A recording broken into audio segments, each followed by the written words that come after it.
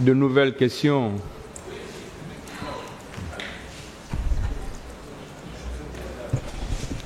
Vous avez dit de nouvelles questions? Bien sûr. Monsieur Moussa Dadis Camara. Oui, maître. Votre conseil, le dernier qui est intervenu ici, a produit des pièces. Est-ce qu'il vous les avait montrées avant? Bon, ces pièces, comme je viens de voir ici, je n'avais pas vu ces pièces. C'est pas celle-là. Celle-là vous a été produite par le représentant du ministère public.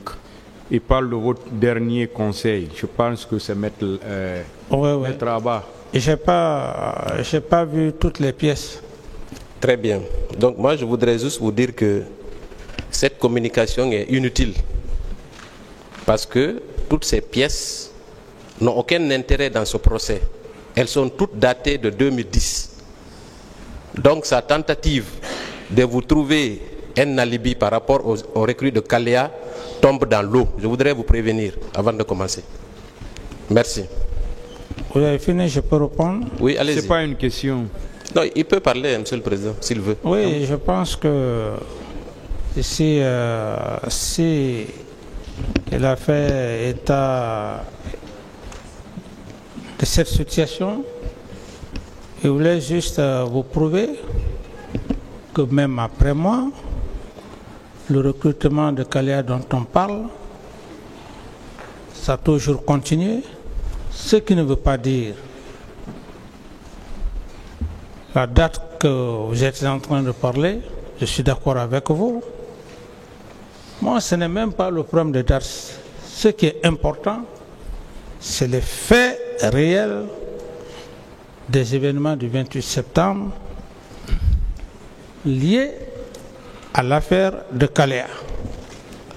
Vous savez, mon capitaine, je voudrais juste vous dire que il vous faudra d'autres éléments et vous ne pouvez pas compter sur ces documents. Merci. Ensuite, il a également lu une demande d'acte faite par les parties civiles. Et dans cette demande d'acte, les parties civiles, au moment de l'instruction, ont sollicité l'inculpation de tous les membres du gouvernement. Est-ce qu'il vous a montré ce document aussi? Oui, c'est ce que je veux dire, maître. Je dis que je n'ai pas vu toutes les pièces. D'accord, maintenant moi je vais vous aider. Et sur cette liste figure le général Sekouba Konaté. Qu'en pensez-vous? Mais si cette liste figure Sekouba Konaté, pourquoi date d'aujourd'hui, il n'est pas là, il n'est pas dans la même situation que moi? Très bonne question.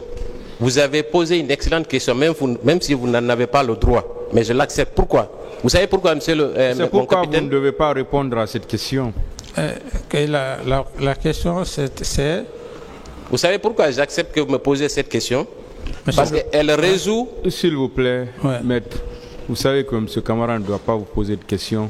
D'accord, monsieur le Président. Voilà, passer à une autre question. Donc, monsieur le Président Moussa Dadis, sur cette liste figure le général Sekouba Konaté. Est-ce que cela ne confirme pas que les parties civiles ont demandé son inculpation au niveau des juges d'instruction? Bon, ça, je ne sais pas. Donc, moi, je vous l'apprends alors. Ensuite, juste à l'une de ces questions, il vous a fait dire que vous souhaitiez porter plainte contre les ONG. Et quelle était la motivation de cette plainte, mon capitaine? Quelle était la raison?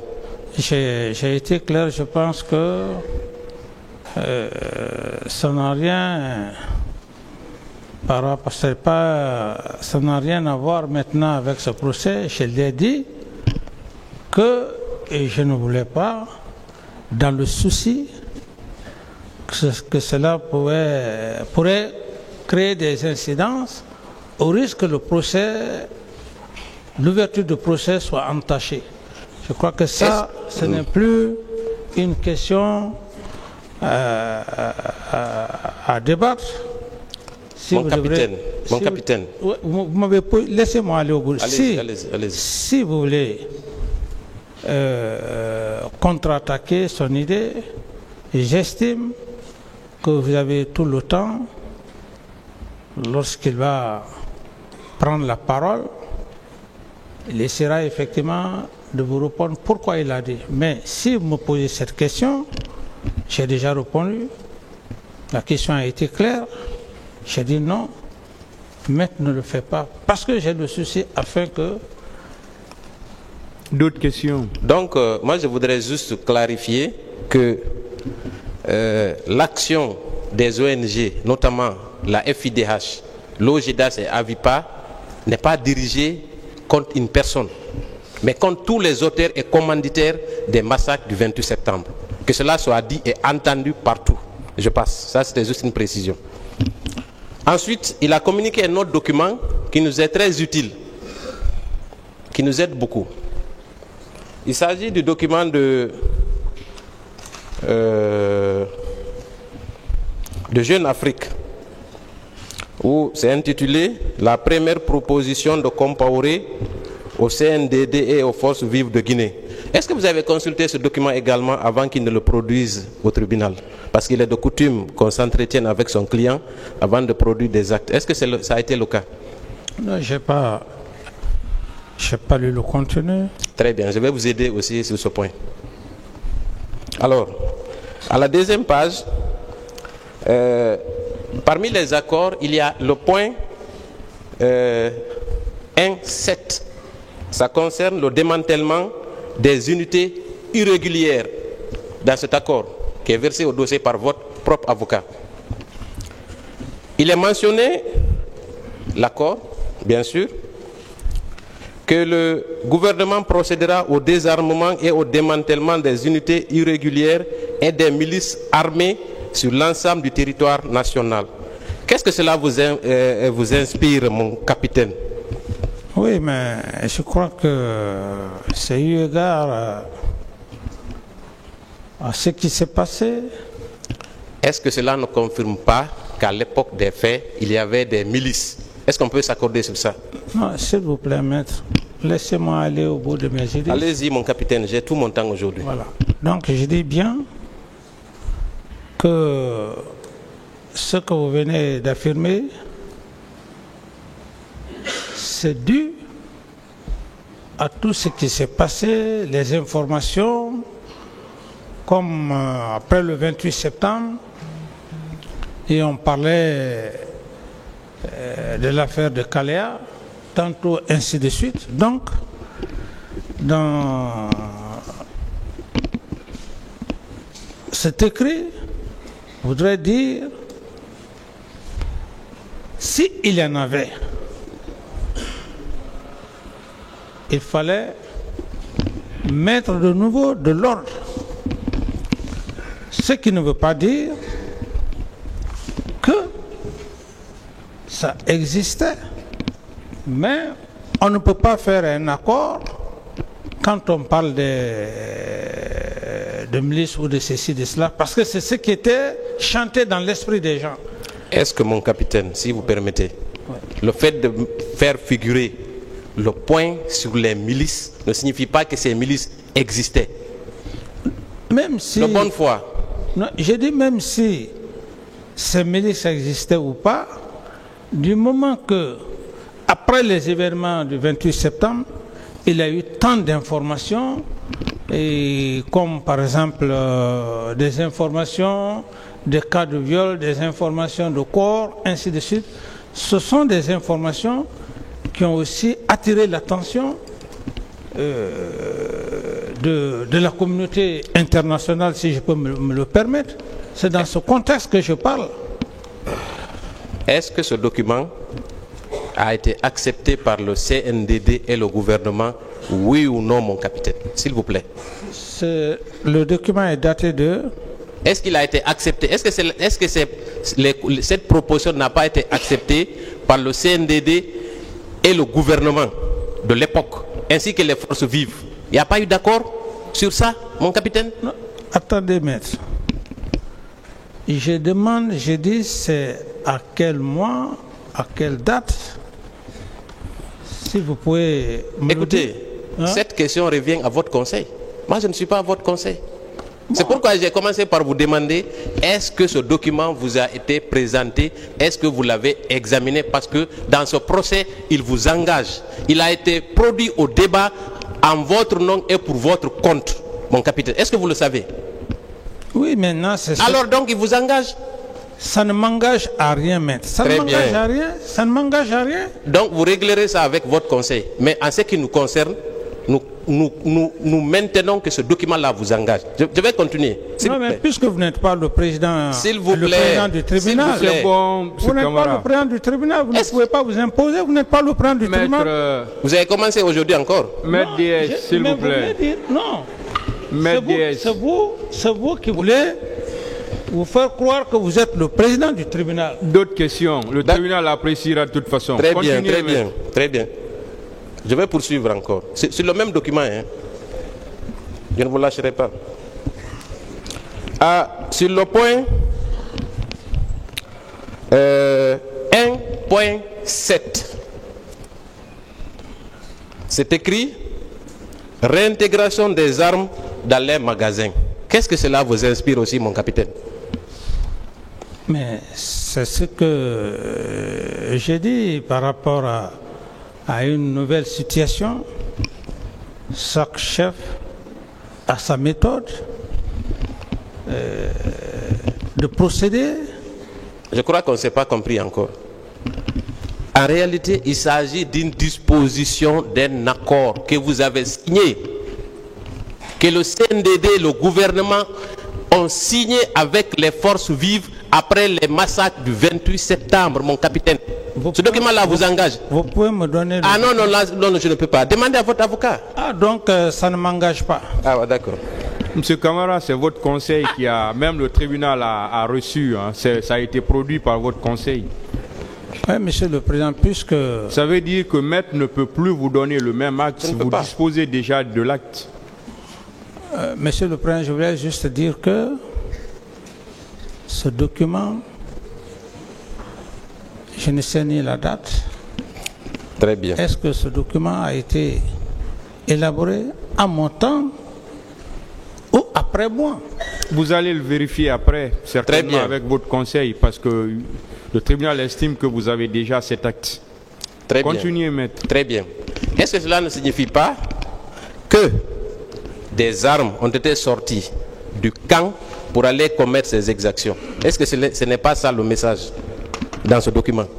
Dans ce document, ça ne me prouve pas ça. D'accord.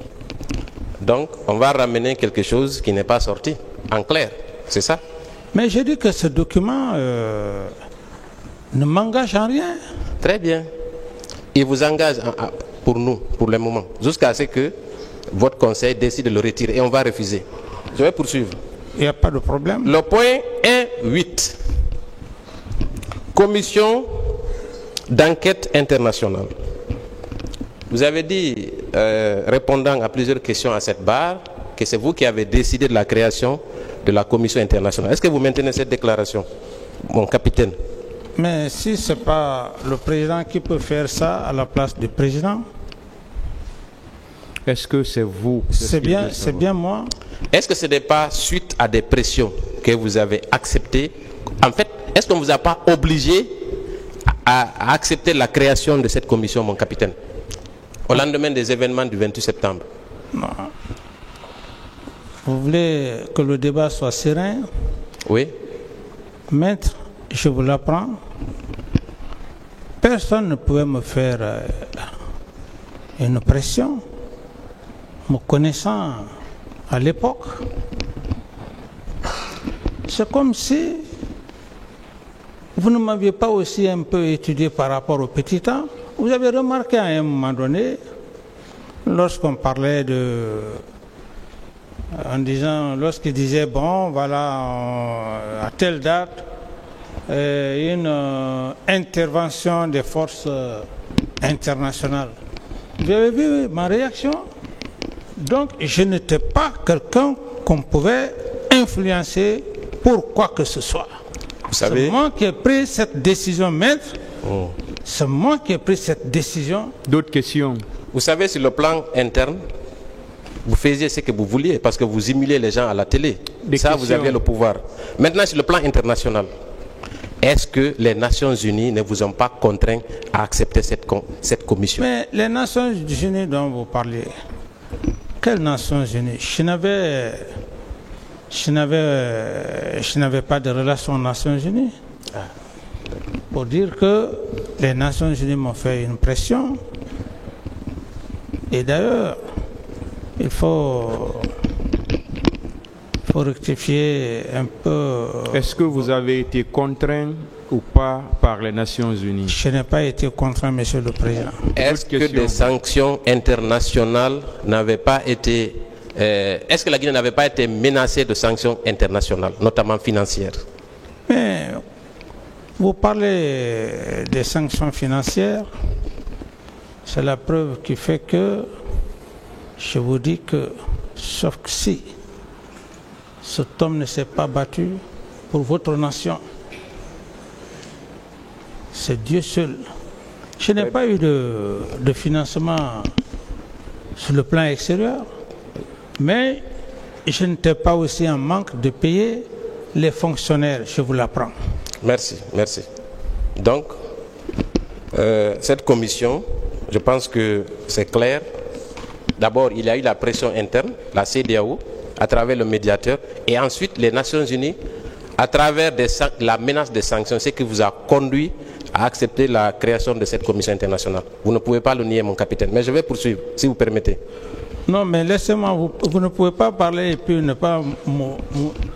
Mais c'est un commentaire. Non, voilà. Quand vous parlez comme ça, je veux simplement vous dire, dites peut-être que est-ce que vous n'avez pas eu de conseils? Si vous le dites, ce n'est pas mal. Parce qu'on peut conseiller quelqu'un et qu'on arrive à lui convaincre. Mais dire une pression internationale. D'accord. Si vous m'auriez demandé, en toute sincérité, si vous m'auriez demandé que est-ce que, à quelque part, vous n'avez pas été conseillé, j'aurais la latitude de vous dire oui, j'ai eu des conseils, c'est encore honnête. Mais lorsque vous parlez de pression extérieure, comme si, à l'époque, c'était une question financière ou de financement. On peut continuer? Bien sûr. Très bien. Bon, je vais vous laisser respirer avec ce document, mes confrères vont poursuivre. Voilà. Monsieur Moussa Dadis Camara, on va revenir aux faits. Oui. Vous avez déclaré ici que vous n'étiez pas opposé à la manifestation. Ça, c'est juste avec la permission du président. Une petite clarification. Vous avez dit que vous n'étiez pas opposé, n'est-ce pas? Oui. Et vous avez décrété le 28 septembre, jour férié, chômé payé, n'est-ce pas? Et répondant à une question d'un de vos confrères, qui est très costaud, je ne vais pas le nommer, vous avez dit le fait de manifester le 28 septembre était une façon de souiller cette journée. Est-ce que vous maintenez cette déclaration, mon capitaine?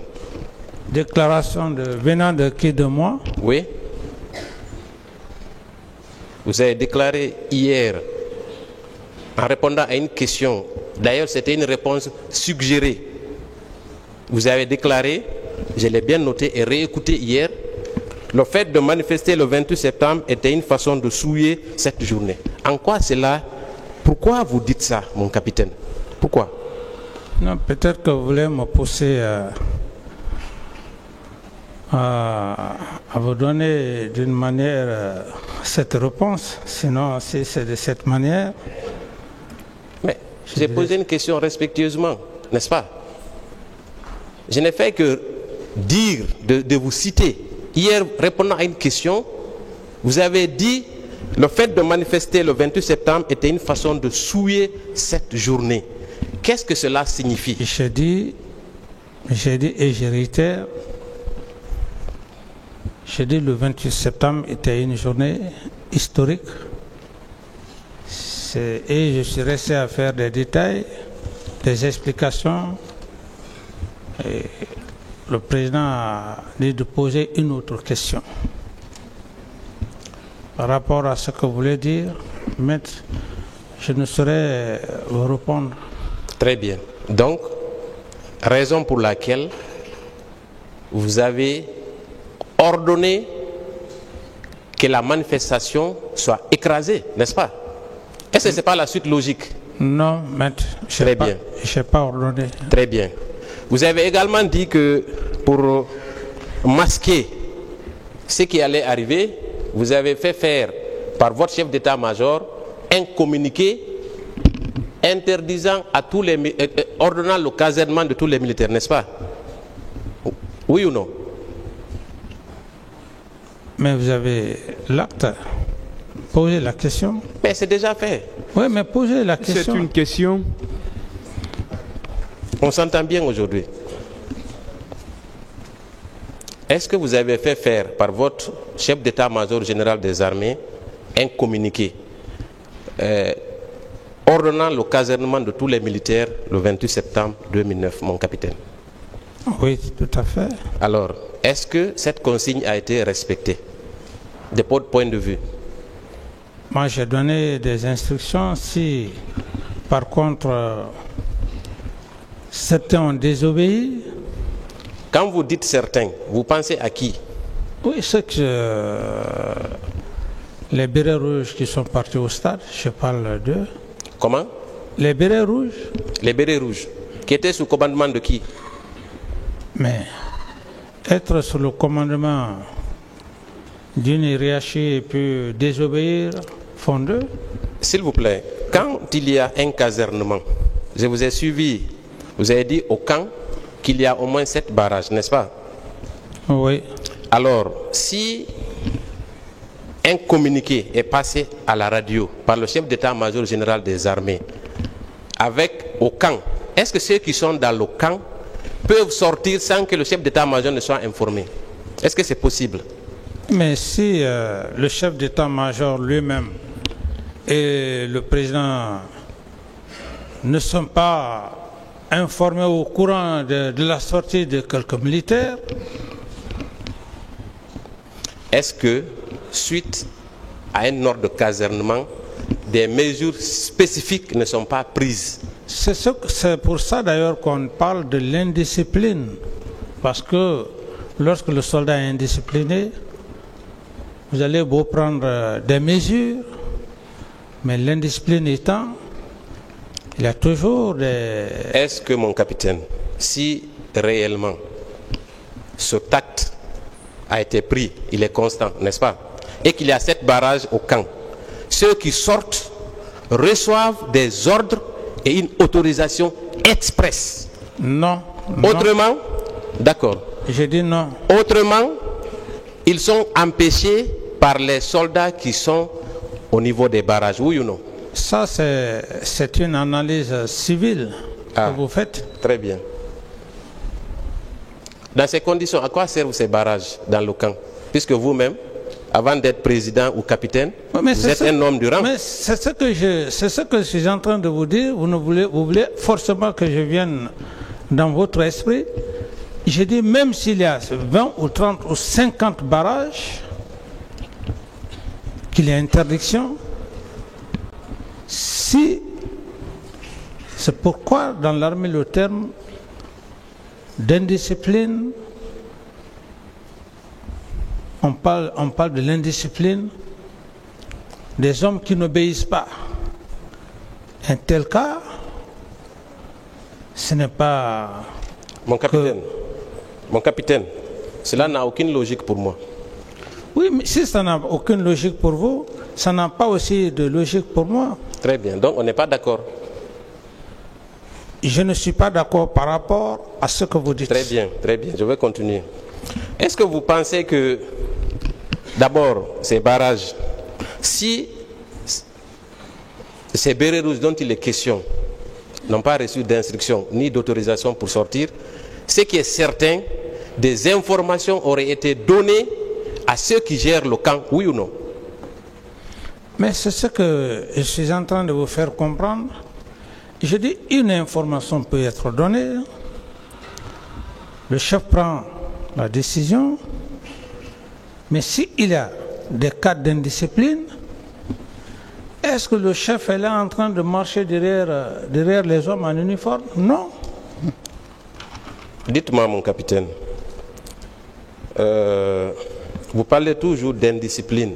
Mais c'est ça, c'est ce qui fait d'ailleurs... Attendez que je pose la question. C'est ce qui caractérise même l'armée.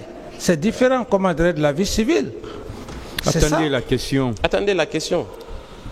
Et dans ces conditions, puisque c'est béret rouge, vous serez d'accord avec moi qu'il y a au moins une cinquantaine de bérets rouges qui ont perpétré ces massacres, n'est-ce pas? Donc, leur sortie au camp ne peut pas passer inaperçue, oui ou non? Vrai ou faux? Posez la question. Mais elle est faite, c'est déjà fait, mon capitaine. Inaperçu? Oui, ça dépend. Ça dépend de quoi? Oui, ça dépend si, lors de leur passage, il y a des gens qui sont là, qui assistent au départ. Mais il y a toujours des gens, puisque vous-même vous dites qu'il y a 7 barrages. Mais puisque ce n'est pas moi, c'est moi qui suis là, ce n'est pas autre personne. Posez la question, est-ce qu'ils peuvent sortir sans que... Mon capitaine, on va pas inverser les rôles. Ah bon, donc moi... Ne me conseillez pas pour mes questions. Contentez-vous de les répondre, aux questions. Mais puisque c'est moi qui suis là, vous me posez la question. Maintenant, moi, vous ne pouvez pas me dire c'est comme ça que tu vas poser la question. Vous vous contentez de répondre de votre manière. Pour moi, par rapport à cette question, si cette question était directement liée à moi, j'allais vous répondre. Mais puisque la question n'est pas bien posée à ce que je cherche, je ne peux pas répondre à votre question en ce moment. Mais vous savez, on peut partager la bonne foi ici. Je suis d'accord. Alors, et la logique, n'est-ce pas? Je suis d'accord. Alors, donc, répondez à la question, mon capitaine, s'il vous plaît. Non, maître, on est devant un tribunal criminel. On est en train de faire un débat, c'est pas que... Non, c'est pas un débat. Non, attends, mais... Non, c'est pas un débat. Mais on n'est pas en train de se caresser, maître. Quelle est la question, maître? Monsieur le Président, si vous pouvez m'aider, moi j'ai dit qu'il est d'accord avec moi qu'il y a au moins une cinquantaine de bérets rouges qui sont allés perpétrer les massacres, ainsi qu'une centaine peut-être de recrues. Tous ces gens ne peuvent pas sortir inaperçus du camp, dès lors qu'il y a une interdiction formelle de sortir du camp, oui ou non? Oui. Alors, dans ces conditions, avec ces barrages, il y a au moins une dizaine de pick-up. Si ces gens-là sortent du camp, ce qui est sûr, des informations peuvent être remontées au chef d'état-major, oui ou non? Ça peut être remonté. Très bien, très bien. Tout comme ça peut ne pas être remonté. Ah, pourquoi? J'ai dit ça peut être remonté, tout comme ça peut ne pas être... À votre avis, pour quelle raison le chef d'état-major a pris un communiqué pour ordonner le casernement? C'était pour quelle fin? Oui, c'est ce que je ne réponds pas à la négation. J'ai dit... Est-ce que je peux vous aider? Oui. Est-ce que ce n'est pas empêcher les militaires de sortir? N'est-ce pas? Il a fait ça pourquoi? Parce que c'était dans son rôle de protéger le pouvoir, oui ou non? Pour empêcher que demain on dise que les bérets rouges sont allés perpétrer des massacres, oui ou non? C'était pas dans cette optique? Maintenant, par rapport à cette question... Suivez ma logique seulement, n'est-ce pas? Il prend un communiqué pour empêcher que des militaires sortent du camp, n'est-ce pas? Ça c'est salutaire, c'est ce qui est normal. Mais dès lors que une centaine de bérets rouges sortent du camp, il est automatiquement informé parce qu'il y a au moins 7 barrages, oui ou non? Oui, comme vous voulez que j'accepte Louis jouer. Merci mon capitaine, merci beaucoup. Maintenant, est-ce que vous pensez pouvoir soutenir ici qu'une telle information peut ne pas être portée à la connaissance du commandant en chef, qui est le chef suprême des armées? Vous pensez que c'est possible ça, mon capitaine? Donc, pour ne pas allonger, je vois maintenant la question. C'est pourquoi j'ai dit je voulais avoir effectivement votre conviction. C'est pour cette raison que j'ai dit que l'information peut lui être remontée ou pas. Alors si cette information ne lui a pas été remontée le jour même des événements du stade, j'estime que si il était à ma place, il aurait mieux répondu. Mon capitaine, vous savez, il y a une organisation au camp. Il y a les hommes de rang, il y a les chefs de section, ainsi de suite, jusqu'au niveau du chef d'état-major, et puis vous venez coiffer tout, n'est-ce pas? Oui ou non? Posez votre question. D'accord, je continue. Maintenant, dites-moi, est-ce que les barrages là, les barrages au camp sont réglementés? Les sorties et les entrées sont systématiquement mentionnées dans des registres, oui ou non? Mentionnées dans les registres comme vous l'imaginez, non? Comment ça se faisait, puisque vous avez été homme de rang? Non. Quand vous dites qu'il n'y a pas un registre...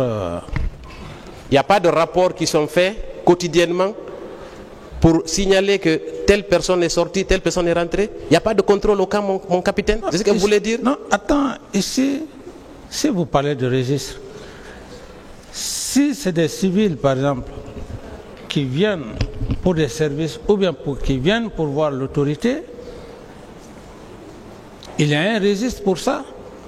Mais en ce qui concerne la sortie d'un véhicule ou des véhicules, je n'ai jamais eu, m'a jamais dit qu'il y avait un registre pour ça.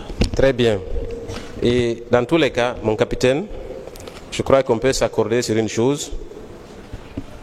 15-20 pick-up ne peuvent pas sortir du camp sans que quelqu'un ne les aperçoive. Mais je vais poursuivre. 20 pick-up, vous les avez vus? Oui. Vous les avez vus? Non, on a appris. Vous ne pouvez pas poser de questions encore une fois. Vous ne posez pas de questions. Bon, si vous pensez que c'est 20 pick-up qui sont sortis... Donc, vous ne pouvez pas ignorer que des militaires ont quitté le camp pour aller massacrer. Si. D'accord, d'accord. Le tribunal appréciera. Est-ce que vous pensez que... Comment expliquez-vous, mon capitaine, la barbarie qui a été utilisée par ces bérets rouges et miliciens pour commettre ces exactions? Est-ce que cela peut s'expliquer par quoi, à votre avis? Quelle explication que vous voulez que je donne? Je ne sais pas. C'est un acte ignoble. Est-ce que ces bérets rouges n'ont pas été justement conditionnés pour aller commettre ces exactions? Parce qu'on ne peut pas quand même croire que des bérets rouges sortent volontairement dans un camp pour aller commettre ces exactions si ils n'ont pas reçu d'instruction ou ils n'ont pas été incités à le faire. Vous êtes d'accord avec moi, n'est-ce pas? Oui, mais puisque vous employez le conditionnel. Oui. Et le conditionnel, j'estime qu'on n'est pas dans le conditionnel ici. Très bien. Et est-ce que, donc on peut vous croire que ces bérets sont simplement assoiffés de sang? Que c'est? Ils sont tout simplement assoiffés de sang. Parce qu'il y a eu des mares de sang au stade. N'est-ce pas? J'ai qualifié de cela d'un acte ignoble, qui est inadmissible. Est-ce que, mon capitaine, étant donné la situation, l'ambiance qui régnait au camp, est-ce que ces agissements n'étaient pas destinés à sauver votre pouvoir, mon capitaine? Non, la question est bien précise, non. Vous croyez? Je dis oui, non. Très bien. Alors, comment expliquez-vous que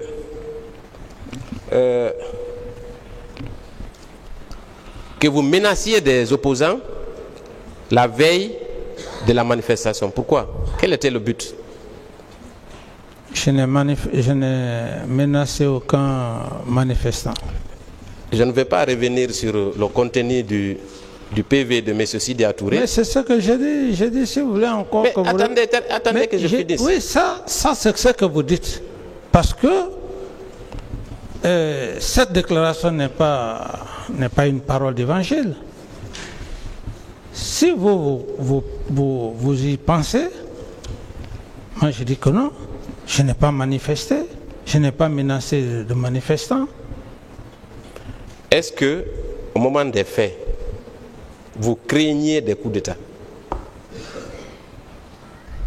De craindre quoi? Si vous craignez d'être renversé par d'autres putschistes, vous n'avez pas une crainte? Non. Alors pourquoi ça, Alphonse et Haïdar ont été arrêtés? Pourquoi? Ça, Alphonse Touré et commandant Haïdar Ba, qui commandait le régiment. Pourquoi ces deux-là ont été arrêtés? Si vous ne craignez pas des coups d'État. Oui, mais vous savez que moi, je ne veux pas rentrer dans des détails que j'en ai déjà parlé. Si vous ne m'avez pas très bien suivi la façon dont ces trois éléments ont été arrêtés, le but et le motif, je ne peux plus revenir là-dessus. D'accord, je suis d'accord avec vous, puisque vous en avez peut-être parlé. Et vous avez dit une fois ici que c'est justement parce que on vous a manipulé que vous avez fait arrêter ces deux-là, n'est-ce pas? Que j'ai été?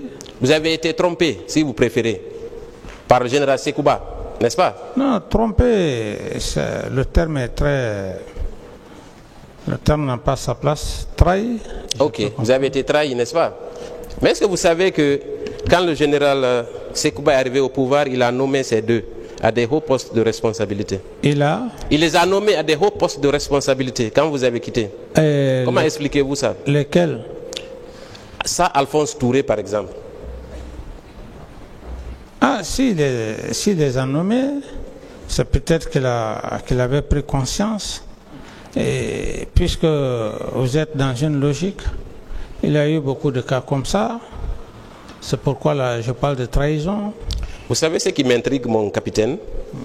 Vous dites, ça, Alphonse était un des proches de Sekouba, n'est-ce pas? Selon vous, c'est parce que le général Sekouba vous a trahi qu'il vous a conduit à arrêter ces éléments les plus proches. Vous ne m'avez pas compris, maître.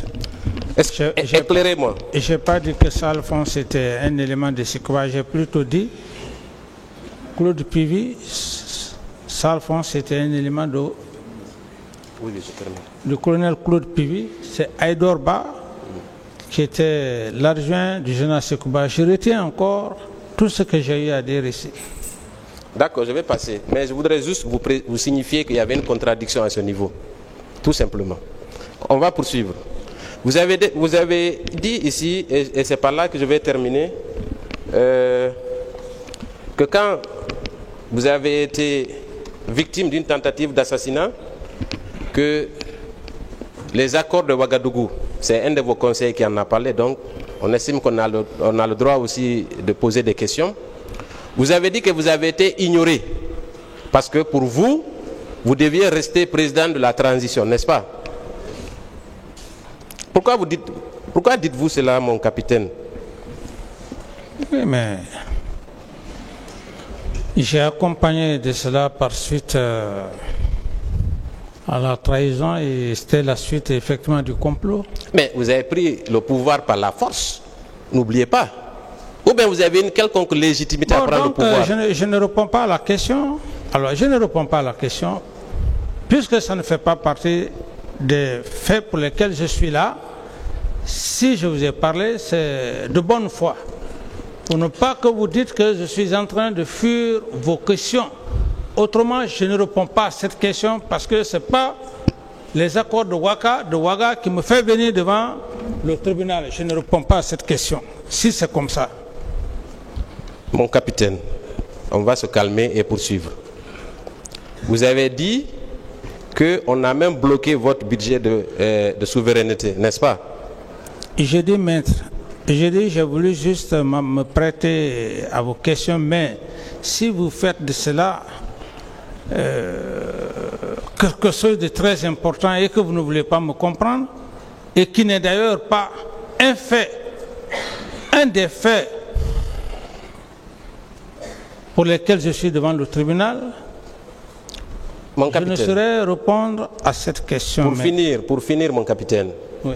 Vous vous êtes offusqué du fait que c'est Sekouba Konaté qui a été choisi au lieu de Toutou, n'est-ce pas? Et je ne saurais répondre à cette question. Est-ce que ce n'est pas vous-même qui avez créé cette situation en partageant le pouvoir comme un plat de riz avec le deuxième vice-président plutôt qu'avec le premier? Ce n'est pas vous qui avez créé ça? Et j'ai dit, maître. Monsieur le Président, j'en ai terminé. Le procès verbal de première comparution, il date du 18 juin 2010. Il a indiqué ceci: après vous avoir entendu, le pôle des juges d'instruction a décidé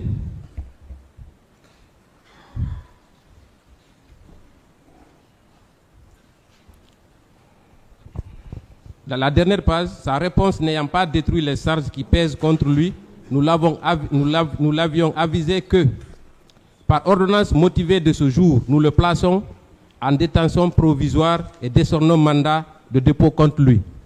Donc, votre arrivée à la maison centrale a été faite conformément à ce mandat. Alors, pourquoi vous dites que vous êtes arrivé à la maison centrale sans mandat?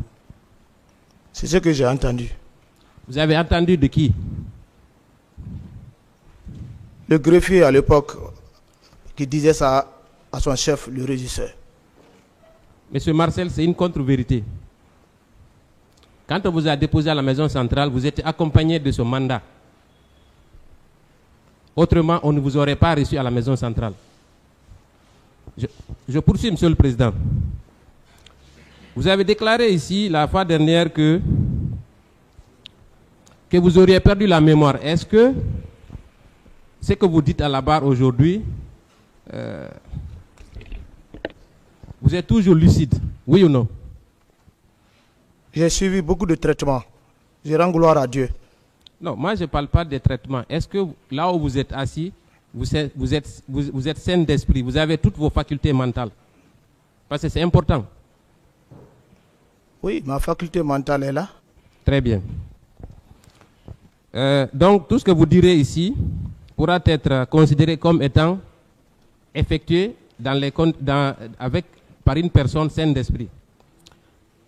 Monsieur le Président, au cours de son interrogatoire de la semaine dernière, Monsieur Marcel, vous avez parlé que votre arrestation s'est réduite au fait que c'était un fait de pouvoir. Pourquoi vous dites cela? J'ai été arrêté le 31 mars. On me dit rébellion. On me libère dans le bureau du chef d'état-major général des armées. Dans ce même bureau, on me place encore en prison. On me dit de rester. Donc, qu'est-ce que je vais penser? Vous pensez que c'est un règlement de compte ou quoi? Je ne sais pas. Vous pensez que c'est un règlement de compte? Mais c'est ce que je pouvais dire ici. Et aujourd'hui, qu'est-ce que vous dites? Si à l'époque, vous avez estimé que c'était un règlement de compte, avec le recul, 13 ans après, vous pensez toujours que c'est un règlement de compte? Ou c'est parce que vous êtes impliqué dans les massacres du 28 septembre? 13 ans sans jugement. Non, moi je ne parle pas de votre détention préventive, s'il vous plaît. Contentez-vous de répondre aux questions. Est-ce que vous pensez, là où vous êtes assis, que c'est un règlement de compte qui vous a conduit devant ce tribunal?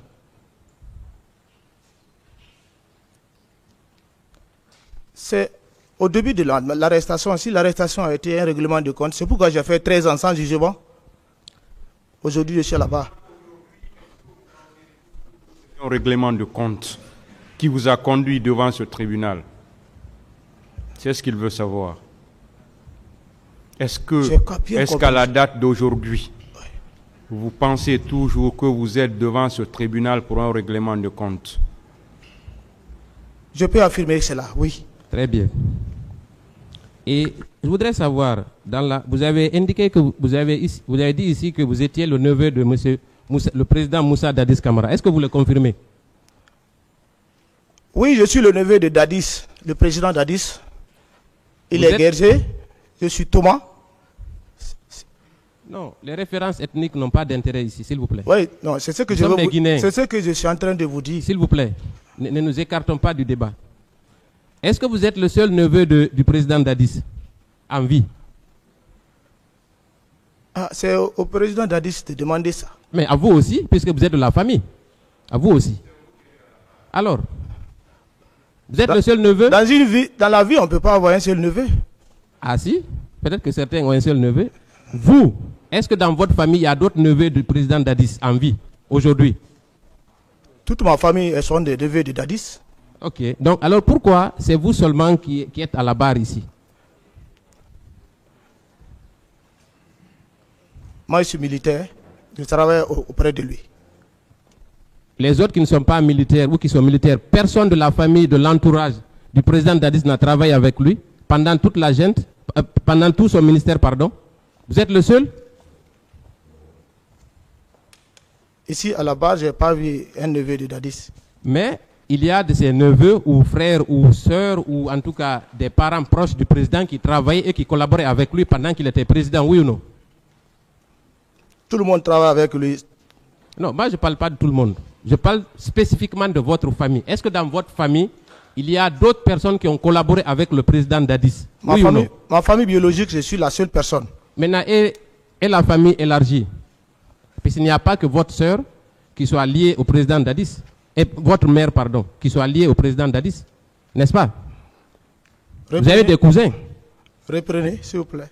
Je dis, dans votre famille, la famille présidentielle de l'époque, est-ce qu'il n'y a pas, vous n'avez pas des cousins ou des frères qui travaillaient et qui collaboraient avec le président Dadis?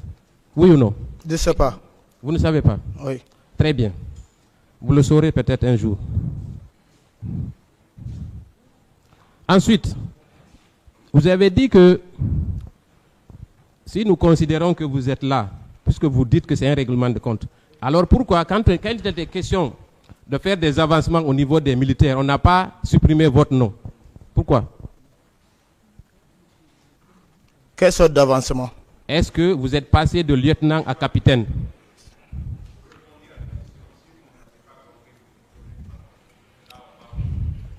Merci, monsieur le président. Est-ce que vous êtes passé du grade de lieutenant à capitaine par un décret du président Konaté? Oui ou non? Le général Sékou Konaté a fait un décret pour tous les militaires. Non, moi je parle de vous. Est-ce que vous avez bénéficié d'un décret d'avancement? Tous les militaires ont passé, tous les militaires. Donc comme je suis militaire... Est-ce que vous pouvez vous contenter de répondre à la question? Est-ce que vous, Marcel Guilavogui, vous avez bénéficié d'un décret du président Konaté? Oui ou non? Affirmatif. Alors, est-ce que c'est si difficile? Alors, pourquoi il vous aurait avancé en grade s'il y avait un règlement de compte dans votre affaire? Non, je ne sais pas. Ah, c'est une bonne question. Le tribunal appréciera. Maintenant, on va venir au niveau des faits. Parlant de... Est-ce que vous pouvez nous rappeler un peu qu'est-ce qui vous est arrivé le 21 septembre 2009, pardon. Vous dites? Le 21 septembre. Est-ce que vous n'avez pas eu un accident? Bon, je ne me souviens pas. Je sais ce que je me souviens, j'ai fait un accident et on m'a déposé à la clinique Ambroise. Mais je ne me souviens pas de la date. Mais vous vous souvenez quand même, vous êtes rendu à la clinique Ambroise pour des soins? Je suis parti à la clinique Ambroise pour les soins, mais je ne me souviens plus de la date. Vous êtes resté combien de temps à la clinique? Je dis ici peut-être 4 heures comme ça, parce qu'ils ont fait la radio, ainsi de suite, et convoqué un médecin qui voulait suturer ma langue. Donc on a un peu duré. Très bien. Est-ce qu'à votre avis, 4 heures peuvent suffire pour une opération pour recoudre une langue? 4 heures. De votre arrivée à votre sortie, il ne s'est écoulé que 4 heures de temps. Pour une opération aussi lourde que de recoudre une langue, est-ce que c'est possible, scientifiquement et médicalement? Je ne suis pas médecin. Merci, je le sais. C'est impossible. Donc, vous n'étiez pas à la clinique parce que vous avez perdu, que vous aviez la langue coupée. Vous étiez là-bas pour autre chose. Je n'ai jamais été à la clinique Ambroise pour d'autres choses que mon accident. Bien. Ensuite, vous avez dit que ces documents-là auraient dû être versés au dossier, mais que c'est votre avocat qui les a égarés. Est-ce que vous maintenez cette déclaration? Je n'ai pas dit que mon avocat l'a égaré. Vous avez dit quoi? L'avocat m'a dit, j'étais en prison déjà, qu'il a déposé ces documents au niveau des juges de pôle. Il vous a dit avoir déposé les documents? Oui, parce qu'il demandait, il cherchait toujours que je gagne une liberté provisoire. Il n'a pas été obtenu. Mais nous, on n'a pas vu ces documents dans le dossier. Comment cela s'explique? Je m'en remets à Dieu, je ne sais pas comment. Non, on ne s'en remet pas à Dieu ici. Il y a des faits qui sont articulés contre vous. C'est simple. Dieu est pour tous. Nous ne sommes pas ici pour Dieu. Autrement, on serait dans une église ou dans une mosquée. Ici, c'est un tribunal. Arrêtez de faire des références bibliques ou religieuses ici. Ça n'a aucun intérêt. Voilà. Est-ce que... Comment s'appelle votre avocat? L'avocat que vous aviez pris au départ, comment il s'appelait? Comment il s'appelle, pardon? À l'époque, c'est Maître Molessila. Est-ce que vos conseils actuels ont pris contact avec lui? Je ne sais pas. D'accord. Ça aurait dû être fait. Donc ces documents-là ne figurent pas dans le dossier. Je vous apprends cela. Deuxièmement, Monsieur le Président, M. Marcel a déclaré que quand il a quitté la clinique, il a dit à sa femme, il faut garder ces documents. Ils vont servir à quelque chose. Pourquoi vous avez dit ça? Moi, je n'ai pas dit à ma femme que cela va servir à quelque chose. Il y a la vidéo du vendredi passé, du mercredi passé. Oui, vous pouvez relire, mais moi, je n'ai pas dit ça. Ah bon? Vous l'avez déclaré ici? Non. Est-ce que ce n'est pas un prélude à éventuellement vous justifier pour le 28 septembre? Ce n'était pas dans cette optique que vous aviez fabriqué ces documents, même s'ils ne sont pas versés au dossier? Non. Très bien. On va venir à votre statut.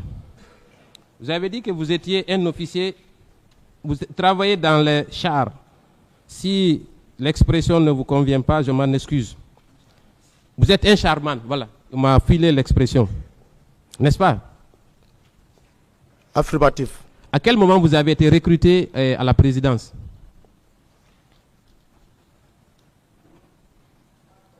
Dès le début.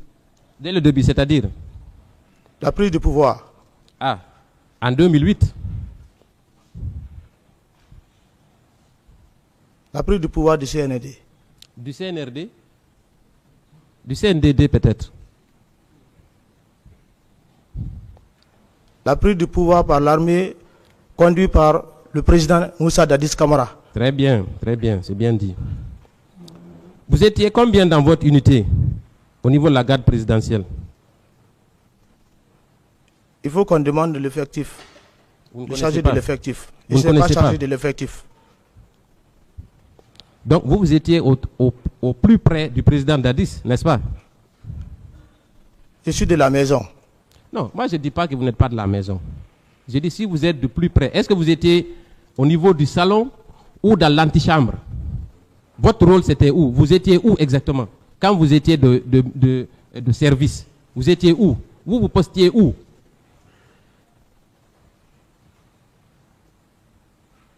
Nous sommes là pour la sécurité du président. Partout où il est. Prenons le cas, par exemple, il est à la maison. Où vous vous situez exactement? Est-ce que vous êtes à la rentrée de sa chambre ou au salon? Il n'y a pas de point fixe pour une garde. Très bien. Donc, ce qui signifie, quand il est en réunion avec des personnalités, forcément vous êtes au courant, puisque vous êtes toujours ensemble, n'est-ce pas? Ce n'est pas forcément. Ah bon, pourquoi? C'est selon ceux qu'il a besoin d'assister à sa réunion et qu'il les invitera. Non, moi je ne dis pas que vous assistez à la réunion. Quand les personnalités viennent le rencontrer, vous pouvez au moins vous êtes au courant que tel ou tel est venu voir le président Dadis puisque vous êtes de garde, n'est-ce pas? Vous êtes à ses côtés, oui ou non? Ce n'est pas à tout moment qu'on peut rester auprès du président. Ah bon? Bien sûr. Vous avez dit que partout où il est, vous êtes là-bas. C'est parce que vous venez de déclarer tout de suite? Oui, mais ce n'est pas à chaque moment. Comment? Ce n'est pas à chaque moment. Je n'insiste pas. Alors, votre unité, comment étiez-vous armé? Quels sont les types d'armes que vous avez au sein de la garde présidentielle? Quels sont les types d'armes que vous avez? Que moi j'ai, je vous ai dit que j'avais un PMK et un code 45.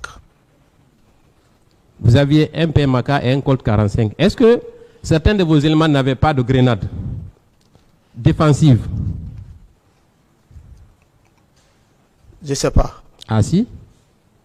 Vous étiez très près du président, vous étiez l'adjoint de Toumba, donc vous savez quand même que parmi le groupe, il y avait des gens qui avaient des grenades. Oui ou non? Vous n'avez jamais aperçu une grenade avec un garde présidentiel? On ne peut pas envoyer une grenade devant un président. Non, je dis l'unité que vous composez. Vous avez parlé de plusieurs hommes. Est-ce que parmi la garde présidentielle, il n'y avait pas quelques éléments qui étaient dotés de grenades? Non. Si, il y a des vidéos, M. Marcel. Ok. Il y a des vidéos. Mais moi, je ne sais pas. Est-ce que vous-même, vous n'aviez pas des grenades avec vous? Moi, je ne marche pas avec grenade après du président. D'accord. On a des vidéos. Le moment venu, on vous les montrera. Merci.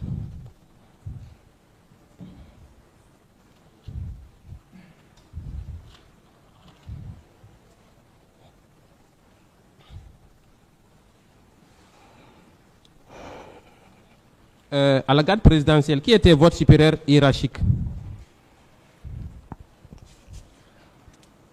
C'est Toumba. Voilà, donc aujourd'hui, le président de la République l'a instruit pour commander la paix. Donc vous reconnaissez que vous êtes l'adjoint direct de M. Toumba, même s'il n'y a pas un acte formel. N'est-ce pas? Je ne reconnais pas parce qu'il n'y avait pas d'acte. Très bien. On va venir maintenant pour votre présence au stade du 28 septembre. Même si vous l'avez nié, mais il y a suffisamment de témoins qui confirment vous avoir vu au stade. Je ne vais pas revenir sur ce que le parquet a dit. Il a cité plusieurs noms. Moi, je vais juste lire, si le président, bien entendu, me permet, sur la déposition de M. Jean-Marie Doré.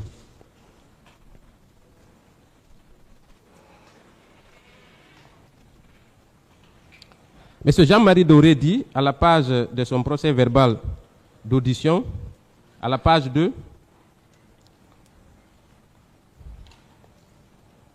dans ce groupe, 5 soldats se sont détachés pour venir directement dans ma direction, comme si je leur avais été signalé. Ils étaient dirigés par un soldat du nom de Marcel Guilavogui. Est-ce que vous reconnaissez cette situation?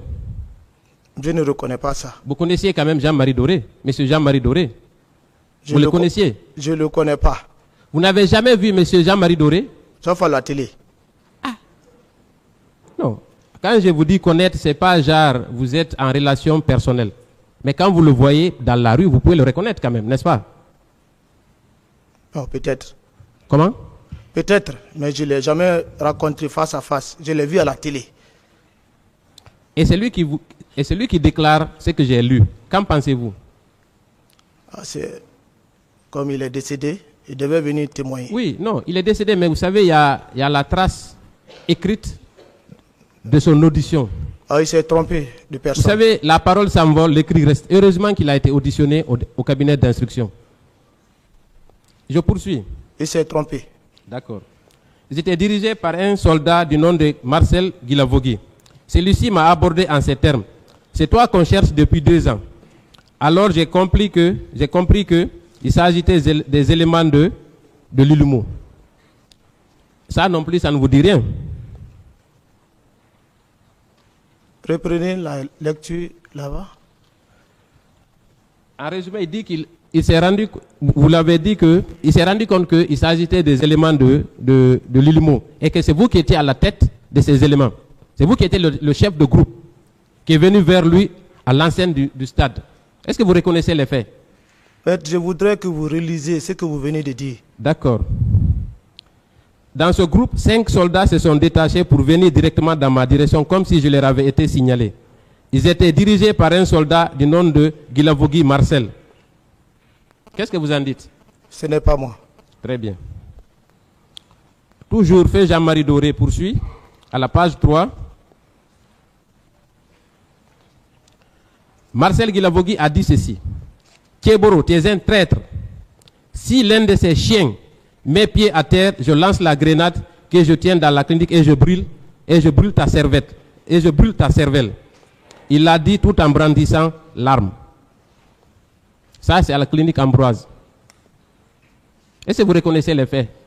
Vous reconnaissez cet état de fait? Monsieur Tegboro, le colonel, il vous a dit que je n'ai jamais dit ça à lui-même, la personne. Non, moi je parle de... La personne lui-même affirme que je ne l'ai pas dit ça. Monsieur Jean-Marie dit... Non, ce n'est pas moi, il se confond. C'est pourquoi je vous dis que c'est une confusion. Une confusion. Plusieurs partis civils vous ont également vu au stade en train de donner des ordres.